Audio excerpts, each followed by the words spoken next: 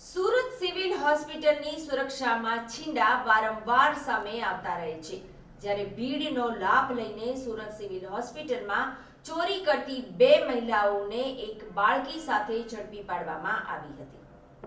આ મહિલાઓ 6 મહિના પહેલા પણ ચોરી કરતી પકડાઈ હતી। ત્યારબાદ આજે ફરી ચોરી કરવા આવતા સુરત હોસ્પિટલના સિક્યોરિટી દ્વારા ઝડપી પાડવામાં આવી હતી। હાલ તો આ બંને મહિલાઓને પોલીસને સોંપી દેવામાં આવી છે। સુરત સિવિલ હોસ્પિટલના સિક્યોરિટી ઇન્ચાર્જ આર.કે. સિંઘે જણાવ્યું હતું કે આ મહિલાઓને 6 મહિના પહેલાં ઝડપી પાડવામાં આવી હતી। ત્યારબાદ પોલીસમાં ફરિયાદ કરીને સોંપી દેવાઈ હતી। થોડા સમયથી આ બંને મહિલાઓ એક બાળકી સાથે ફરી રહી છે। સિવિલ હોસ્પિટલમાં આવીને ચોરી કરતી હોવાની જાણ થઈ હતી, જેથી તેમના પર નજર રાખવામાં આવી રહી હતી। આજે બંને મહિલાને પાર્કિંગમાંથી બાળકી સાથે ઝડપી પાડવામાં આવી હતી। વધુમાં જણાવ્યું હતું કે આ મહિલા ચોરોની મોડસ ઓપરેન્ડી એવી છે કે સુરત સિવિલ હોસ્પિટલમાં જે ઓપીડી કે અન્ય જગ્યા ઉપર ભીડ થાય છે ત્યાં બાળકી સાથે પહોંચી જાય છે ને ભીડનો લાભ ઉઠાવી ત્યાંથી દર્દી અને તેમના સગાઓના સામાનની ચોરી કરે છે। આ સાથે જ બાળકીની ફાઇલ અને એક્સપાયરી ડેટવાળી દવા પણ સાથે રાખે છે। સિવિલમાં આવતા જતા લોકો પાસે રૂપિયાની પણ માંગણી કરે છે। વધુમાં જણાવ્યું હતું કે છેલ્લા 1.5 મહિનામાં 10 જેટલા મોબાઈલની ચોરી કરી હોવાની જાણ થઈ હતી। દરમિયાન આ મહિલાઓ પણ ફરી સિવિલમાં આવવા લાગી હોવાની જાણ થઈ હતી, જેથી તેના પર નજર રાખીને આજે ઝડપી પાડવામાં આવી છે। આ મહિલાઓને સીસીટીવીમાં પણ તપાસ કરવામાં આવી રહી છે। હાલ તો આ મહિલાઓને પોલીસને સોંપી દેવામાં આવી છે। आपका नाम दीजिए सर। मैं आर.के. सिंह यहाँ पर सिविल हॉस्पिटल में सिक्योरिटी इंचार्ज हूँ। ये घटना आज की करीबन 11:30 बजे की है। हमारा एक सिक्योरिटी सुपरवाइज़र अपने पार्किंग में थे।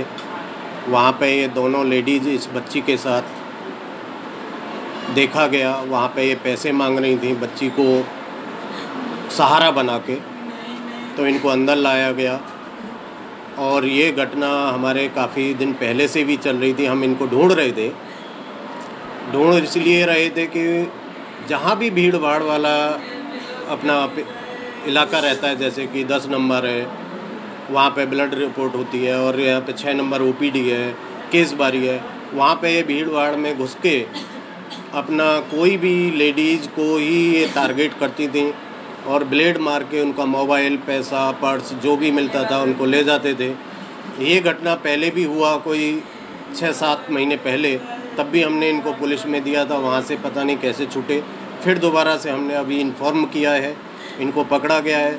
तो ये जो दवाई है और इस बच्ची का सहारा लेके जो कि फ़ाइल है ये 2023 की है और ये दवाई सब एक्सपायर हैं। इनको लेके और ये पैसे भी मांगती हैं, किसी को भी बहका के कुछ भी है तो ज़्यादा भी पैसे मांगती हैं। यहाँ पे सभी लोग गरीब आदमी आते हैं जिन पे इतना पैसा नहीं होता है और ये सभी के लिए यहाँ पे फ्री सेवा है, लेकिन इन्होंने ये धंधा नहीं छोड़ा। काफ़ी दिन से मैं नज़र में रखा था, लेकिन आज इनको पकड़ा और हमने पुलिस को इन्फॉर्म कर दिया है। किस तरह ये लोग चोरी करते हैं, किस तरह के लोगों का ध्यान रखते हैं?